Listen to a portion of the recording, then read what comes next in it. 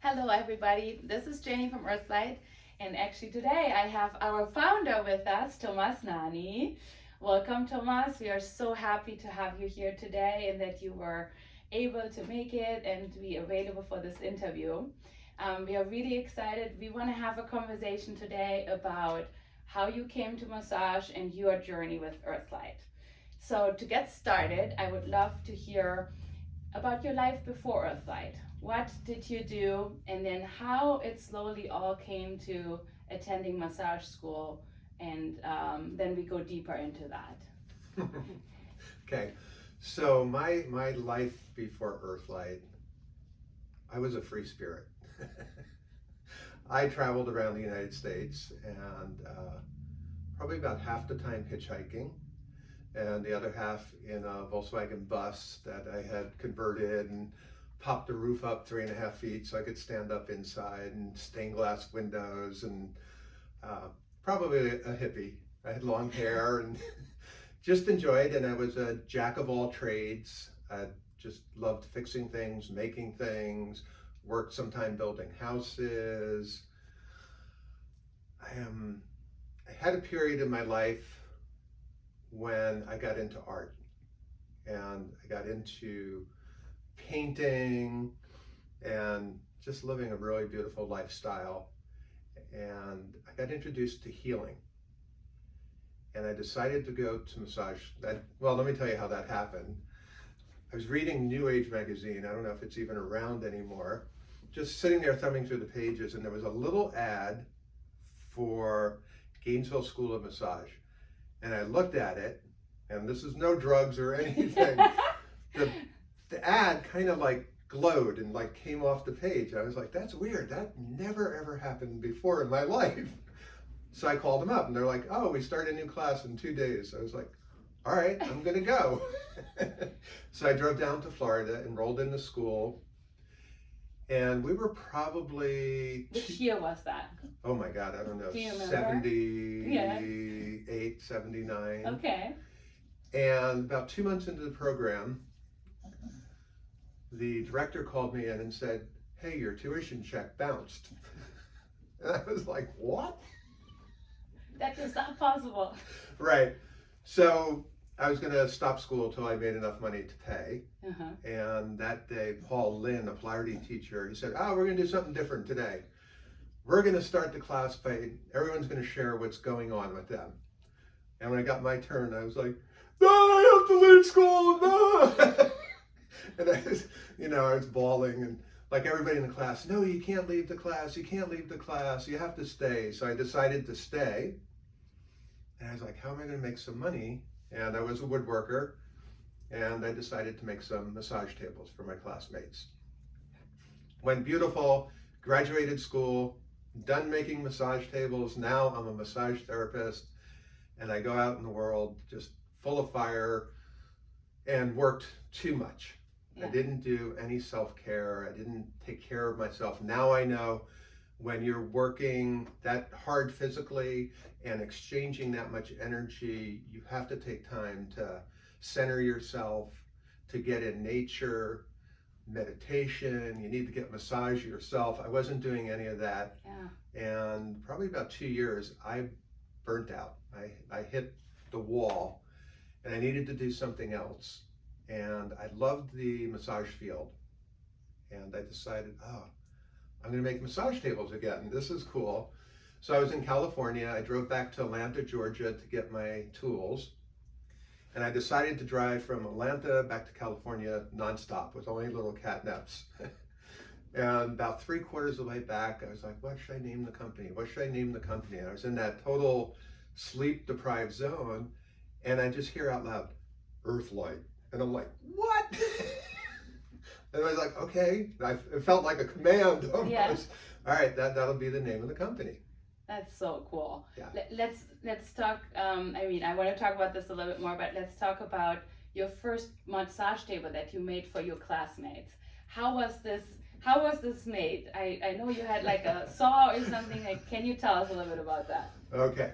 So I had a very dear friend, Archie, And she said, I'll buy a massage table from you. And I'm like, okay, I don't even know how much to charge. I said like, all right, $160. Yeah. And so the only tool I had was a jigsaw and a drill. So it's ridiculous to make a massage table like that. Yeah. But with a little jigsaw, and I made it out of scrap wood that I stripped from the bottom of old mattresses. Okay. I found the foam somewhere and bought some vinyl, sewed it up, and the day I was going to deliver it, the top got ripped. Oh my. I was like, oh my God. So this is totally corny. So I cut a little heart out of vinyl and sewed a little heart over it and delivered it. Does she still have this table? I have the table now. Really? Yes. Oh my God. About 10 years ago, I told her, I want that table. Yes. I'll give you a new table for it. That's awesome. We need a picture of that table. But she loved it. Yeah. And actually, the funny thing, every table I custom designed a custom end plate for everybody. Oh wow. I would interview them and like, oh yeah, you're Sufi, so you're gonna get like a heart and a moon, or you're gonna get, you know, a star, or. And then the other thing I did, and I even did this when I started Earthlite, and probably for about the first 6 months, every massage table I delivered, I gave the client a massage on the table. Oh wow, really? Yeah. Oh my God. But then we got too busy to do that anymore. That's amazing. Yeah. So that was included in the price. They didn't know they were getting that. Oh, so you just came to their door, you hand or delivered they came, it, picked it up, or you yeah, came, and then you said, "Let's go here." Yeah. That's amazing. Yeah, lay down. And I heard as well in the past that even into the Earthlight times, way back later, you would do personal notes from the person who actually finished up the table. Yes. Right? Yes. We used to call it the Earthlight birth certificate. Yeah. And the last person to work on the table would sign it. It's like the table was birthed. Yeah, I have heard that many times, that people call this still out, that they had an Earthlight table years ago that had a signed signature from somebody in the warehouse. But let's go back to, so that was your first table. How did you then scale? Where did you get the materials from? Where did the foam come from for the next table that you made then after Archie's table? Oh, probably the first 10 were all sourced. Yeah. we could call them recycled tables. I Yeah. found things. And then after that, I figured out how to buy lumber and how to buy foam and how to buy vinyl, and did all that. And like I said, when I finished massage school, I thought that would be the last table I would ever make. Yeah. And then what came then? So you made the first, let's say, 20 tables, right? You bought lumber. What came then? You knew it was the name Earthlight by then. What was the next step to actually open a building and eventually even hire somebody? So my wife at the time was a Reiki master. Oh, okay. So it was perfect. Yes. Every time she had Reiki students, they bought a table. Okay. And then it started growing and getting a little bigger. And I want to throw a shout out to Fred Campbell from Massage Table Store. Okay. I saw that there was going to be a healing expo up in LA, and I wanted to have a booth there. And when I called up and found out how much a booth was, I was like, oh, I'm not having a booth there. Yeah. But they said, hey, there's this place called the Massage Table Store there. I said, I'll call him up, see if he'll put my table there. And we clicked. And he gave me an order for 4 tables. Okay. And I asked him to pay in advance. I had gotten some coaching. They said, just ask him to pay in advance and then say, it's customary. Okay. And don't say a thing. Yeah. And we were silent for a couple of minutes. And then he started laughing and he said, okay. And he wrote me a check. And that continued probably for 2 or 3 years, that he paid me in advance. Yeah. Even when we were doing 30, 40 tables a week. Okay. And one day he said, we can't do this anymore. So he prepaid you so you could source the material, so you had cash flow. Right, so finally I could buy more than enough for one table at a time. So, and then you started making, but how did you make, I know you are such a hard worker. We all have heard about this, and I know you only since 5 years now, but we heard these stories. But how did it come? Like, how did you make 30 tables a week? I mean, that's a big jump. And how did you do that? Did you then have a little wood shop or like an office? How did that came up? Well, started in my backyard on a picnic table. Yeah. Then I went into a self-storage area. Mm-hmm. Totally illegal to work there, but it was the only thing I could afford. Yeah. $100 a month. And the electric was about 300 feet away with a long extension cord with a little timer. So every hour the electric would shut off. Then I moved into a little industrial park, Mm-hmm. and we started growing, and first employee, second employee, and whenever I needed somebody else, someone would just show up at the door and ask for a job. We got to the point, I put a big chart up on the wall tracking how many we made each week, and I put the goal at 30, and we could never make it. Never, ever, ever make it. So one day I decided to take everybody to a Tony Robbins fire walk.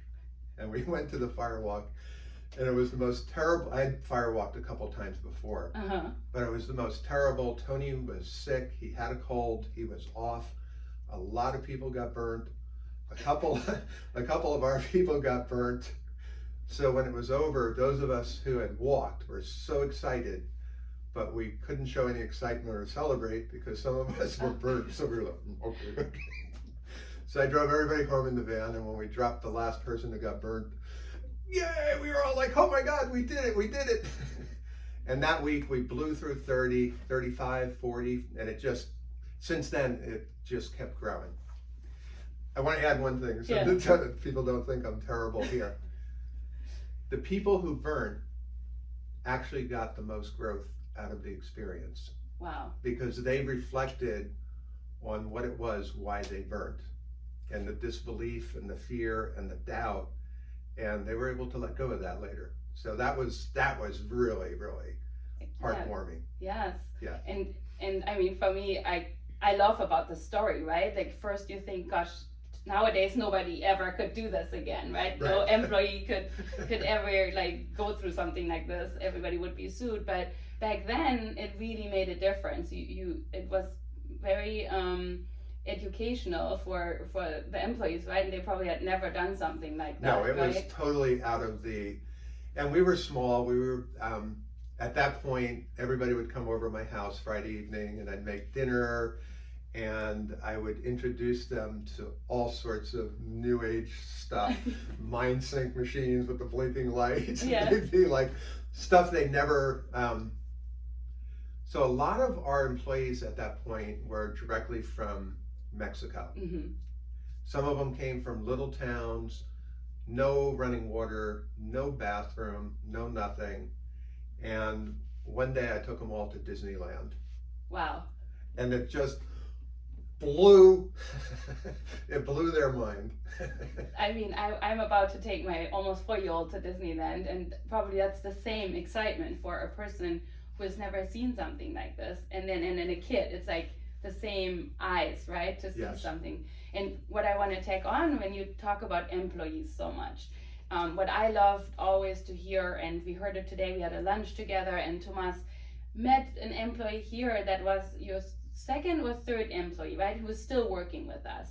And how excited Augie gets when he sees you and when he talks about stories. And can you tell us a little bit more about your care for employees? Because I deeply believe it still lives here. I'm one of the people I have heard from you, Tomas, or not from you, but from Jim, that actually you talk about that you had employees from Mexico, right? And back then, lots did not have a green card, anything. I heard that you made sure when the law changed that you got them all sponsored and they all got their green card. And I'm the one of the people here in the new days in 2021, I got my green card via Earthlite. So I don't know if you know that, but I know that. I'm German, and I came here with my then husband, and we actually did not have a visa anymore that we could extend. It was a business visa of my husband. I don't want to get into much detail, but Earthlite sponsored us. and I got my green card just a couple months ago. Yes. So I just love to hear that you did this 20 years ago. Yes. And Earthlite is still looking out for people and is still doing that. So I wanted to actually point this out because it's me personally that I have the chance to stay here with my kids and my husband because of Earthlite sponsoring me. So they deeply believed, Jim deeply believed I can contribute to this company in the long run. And that's what you believed already back then. So tell us a little bit more. Back then, you said you invited your employees for dinner Friday nights. You took them to Disneyland. What was this? What you wanted to create in the company? Well, we still try to keep here. For me, family.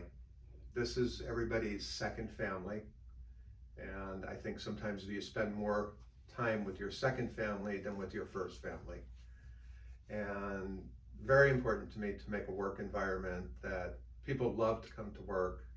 People feel respected, they feel honored, and most of all, they feel like they contribute, like they make a difference.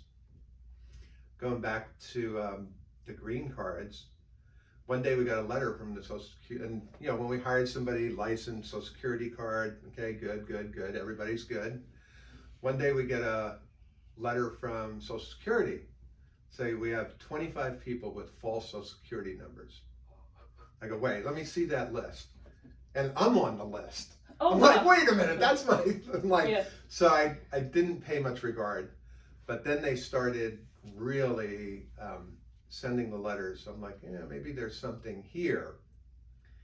And I don't know how we found out, but finally figured out we had 21 employees who were not really legal. Mm-hmm. And at that point, it was a $10,000 fine per employee. Oh, wow. And one day, INS came through, and we saw them coming, and I said, quick, we pulled all the doors shut, closed the curtains. I said, just everyone lie down on the floor. Oh my goodness. And they were banging on the doors. We're like, don't anyone say anything. So finally, they went through the whole thing and got a whole bunch of people. So the next day I started researching how do we get these people legal. Mm-hmm. And so we sponsored 21 people through the program. And it was a long program. It took a year and a half. But for those people, it was life-changing. Yes. Oh my God. And then I watched how much they appreciated it.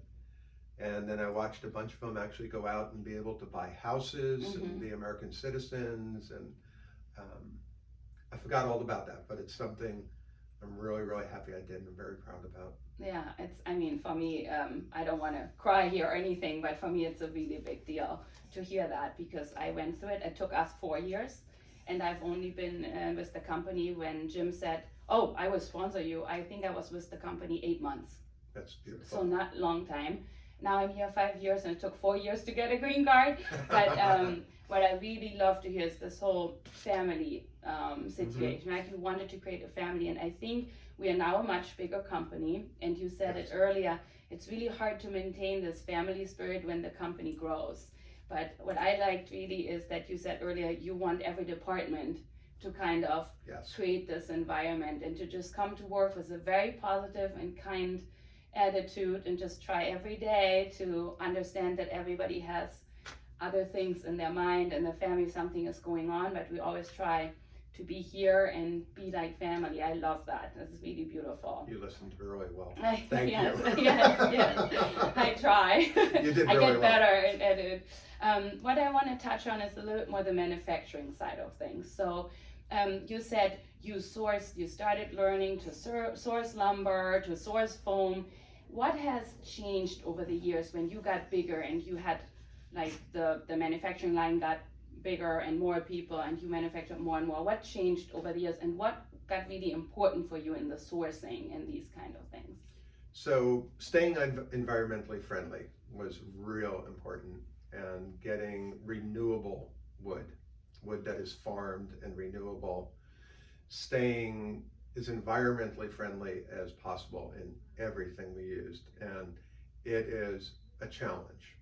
And sometimes it cost us more money. No, it always cost us more money to do that. but it was just an important principle for me. Early on in my life, I read a book. It's called A Reverence for Wood. And it really touched me deeply on how special and how important wood is and what a resource and how we have to use it wisely. So we did a lot of things. We recycled our scrap, we ground up and used as mulch and whatever we could do there. And we always learned how to, I'm going to call it maximize a piece of wood. Get the most pieces and the least amount of scrap out of it. How about the wood is something still very important here, right? And we still try to reuse our scrap, and what can we do, and where we source the wood is still very important for the company nowadays. Still our number one goal. What other little things have you created around environmentally friendly practices? Do you remember anything, what you tried or implemented? Yes. So one of the big things was we used to finish the tables with linseed oil, which is a tremendous fire hazard. Okay. Because when you use a rag with linseed oil, if you put it down, it will spontaneously combust. Okay. So we had spontaneous combustion all over the place in the beginning. So I wanted to lacquer the tables, but the traditional lacquers, the petroleum-based, are so toxic. So very early on, we were one of the first adopters of water-based lacquer. And it is really, really challenging, at least it was then, it's getting better now, to get a really, really good finish with water-based lacquers. And in that process, when we made our first tables with the water-based lacquer, they all started squeaking. Oh. And as quality, as a massage therapist, a quiet table is so important. And it was horrible, probably for a month and a half till we figured it out. And we put washers in between the wood and it still squeaked. And finally we found a special material to put in between that stopped the squeaking. But that was a big process, a big investment in equipment, and was cutting edge technology at that time, water-based lacquers. So we have wood, we have water-based lacquers. Do you remember anything else where you had to make a big change and it was really complicated and challenging, or you faced something where you're like, oh my gosh, why are we doing this? No, why are we doing this? Even with the water-based lacquer, we had to follow the rules as if we were using a petroleum-based lacquer. Okay. And we had to have special things that we put it in, and they had to be, even though it was non-toxic, we had to still have, it was like a pain. Yeah. We had to do that. I loved going downstairs today and see them gluing up the foam with a water-based glue. Yes. That has been one of the hardest things to accomplish because the early water-based foam glues just didn't work. So I was so happy to see that that's handled. Looking at different vinyls, getting away from, traditional vinyl and going to polyurethane. The traditional vinyls were so bad. We would open a roll and it'd be like, whoa, and we'd have to roll it out and leave it all by itself for a day to outgas, and it still would outgas for weeks after making the table. So making that switch, the polyurethane is much more expensive. And we are still working on that, right? Yes, we get better and better. I Yes. saw the newest variety today, and it's awesome. Yeah, I mean, the PU, great that we made the switch, but then people are complaining that it breaks down faster. So you go more environmentally friendly, but then it breaks down faster and you need a new cover, right? Yes. So we really, the last couple of years, put a big focus on that. So we are launching really soon our new fabric, which we are all so excited about because it has the perfect mix of being more on the environmentally friendly side, but then as well being the more durable type, and it withstands even longer rubbing tests and so on. So we are really, really, really excited about that. What have you seen downstairs today? What caught your eyes that you liked? Did you see something else? I loved the organization downstairs. It was really, really organized. People were really happy. Okay, there were people down there from the beginning. Yeah. And to see them, that was exciting. To see them still happy, to see them still loving their job and thriving and looking healthy. Yeah. I mean, like that struck me. Everybody was healthy, everybody was happy, and they work hard, but they're like, for me, the worst thing in the world is to have a job and then have idle time. Mm-hmm. That's the hardest thing in the world, and I don't know how people live with that. At Earthlite, people work, and it's like the day is done. It's like, oh my God, I didn't finish everything. I need more time.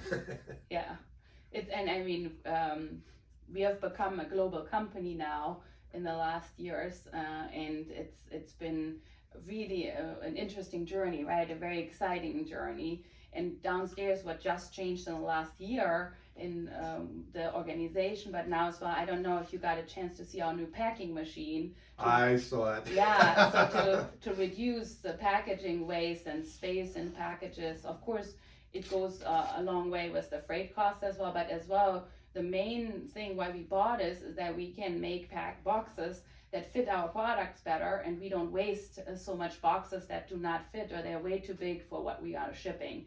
So I think I love the packaging box. I was floored by that. Yes. And that was exciting. I'm going to go back to the lumber and environmentally. One of the things we did was we implemented a plant a tree program. Yes. And for every table we sold, we planted a tree. And that felt really good to do that. And we are still doing the program, so we are still with the same organization, I think, that you started with. We're still supporting them, so that's very excited that we can still say that back to many years ago, Yep. Until today, we are still planting trees for using up quite some wood. Yeah. And what I love, I see a lot of companies adopting that now. Yes, So yes. I think it has become, in the whole CO2 discussion, right, it has become really important for companies. I just want to go back one step, because when we ask people, what do you want to ask Tomas, we heard, did your massage school education, did that influence how you made a table? Like what went into seeing students using it? You said the Reiki, your wife practiced Reiki. What was there anything that influenced the table design or certain things? Well, I was very lucky at school in that in one place I could see all the existing brands. And I said, ooh, this is really nice on this one. The vinyl's really nice on this one. I like the way they lock the leg. So I was able to kind of pick and choose the different pieces and put it into one table. Mm-hmm. My passion in school was polarity, Okay. which is energy work. It's very still. It's very quiet. It's very, very subtle. So having a quiet table became really, really important to me, because there's nothing worse. You put your hands on someone and you hear creak, creak, creak, creak when you're trying to feel energy or listen for energy, or even when you're doing vigorous work. And it's so that was one of the things, seeing all the different facets of all the different tables, putting them together in one, and then having that really, really quiet, that table. And yeah, I'll say this. So yeah, that's great. That's really good. In the beginning, we used to bless every table as it went out. Wow. Say a little prayer over it, and pray for the healing that would happen on it. And it's amazing.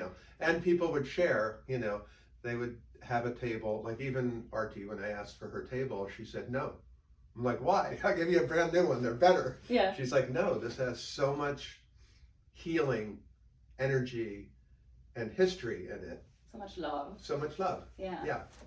So I think with that's a great point to wrap up kind of a little bit, to look at, because you're talking about the healing aspect and how it's built into the table. It's kind of, we really appreciate the people who use our products, right? Like we really, everybody who works here has, I think, an understanding of what human touch can do and healing humanity through touch. I want to hear from you about that. But I think that's a great finish to this, is we deeply believe in the human touch. We deeply appreciate that people who work with our tables, whatever they do, if they do Reiki, if they do Ashiatsu, if they do Thai massage, whatever they do, right? They try to help the person that they're working on, Mm-hmm. and they deeply connect in the moment with that person. And we really, really appreciate that. And how do you see the importance of massage? Like, did it change in the last couple years? How do you see it nowadays? Is there a shift, or how? I mean, anything you want to talk about about massage in general? First, I want to talk about a company creating massage tables, and I think they call it Dharma, right livelihood. And for me, it was real important to have a company that had right livelihood for me, that contributed to healing, that brought greater good to the world. And I think for everyone who works here, that's a really neat thing. They could feel good. They're making a difference in the world. When you relieve somebody of pain, or you relieve somebody of mental or emotional stress, or just create that sense of well-being. The changes that I see in the industry, I'm not happy about all of them. And early on, massage therapists were more massage therapists / healers. And I'm seeing less of that and more technicians. Mm-hmm. And I'd like to see the shift back into, and they're still out there. Mm-hmm.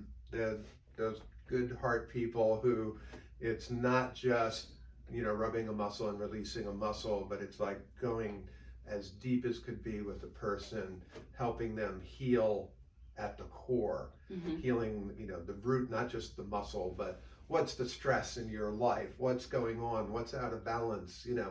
There's a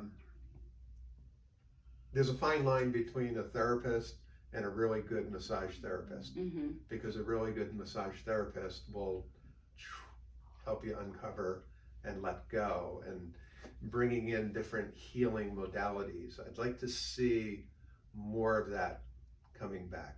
So the old kind of beliefs, a little bit more, going into the deeper beliefs. I think that's not a shaman. No, but just but a that little bit more connection again. That perhaps. energy, that Mhm. really, really deep energy, and just knowing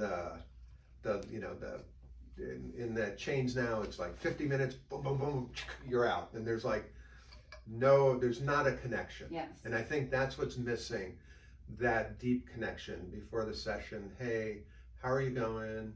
What's happening in your life? It's like, it's like, okay, just let's chill it out. And I think right in that goes what you said earlier was the self-care for therapists. I think if you are in an environment where you have to 50 minutes, 10 minutes change, 50 minutes massage, you don't have a chance for yourself to actually Mm-hmm.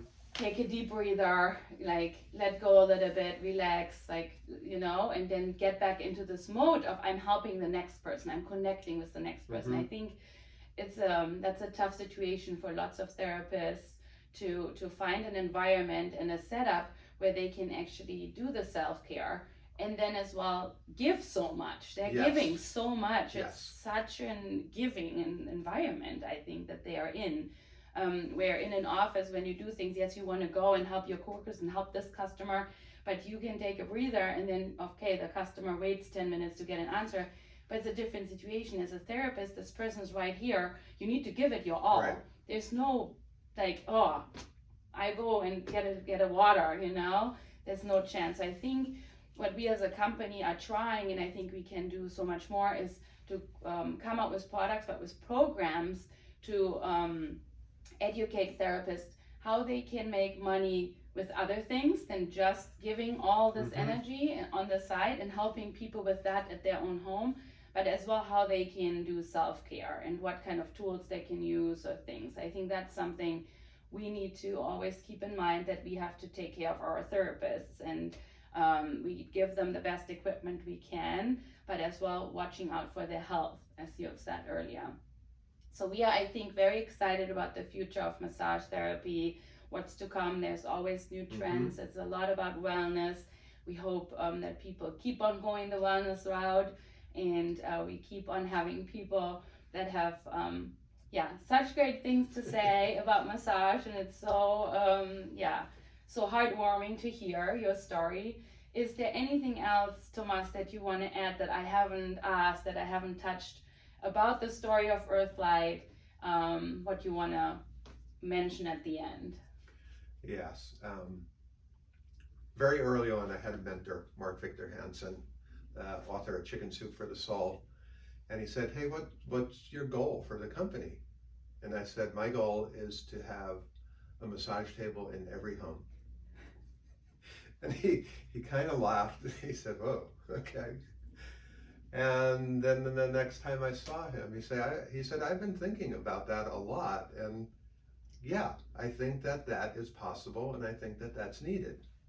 And so growth of this company, growth of this industry, I think that's where we go, where massage becomes and it's becoming more every day. Mm-hmm. And as far as a therapist making a living on their own, not working in a chain, I love the idea of, as a therapist, every one of your clients has a massage table in their home. So they don't need to. Yes, you go to the home, you massage them, you're done, they stay on the table. Mm-hmm. I love, after I receive a massage, I'll stay on the table another hour and a half, and it's like the massage just keeps settling in. So yeah, I like that idea of a massage table in every home. I think our CEO Jim would sign check that. off on He that. would check off on that. Definitely, we want an Earthlight table in every home in the world. That would be amazing. I mean, I definitely see when I read reviews a lot.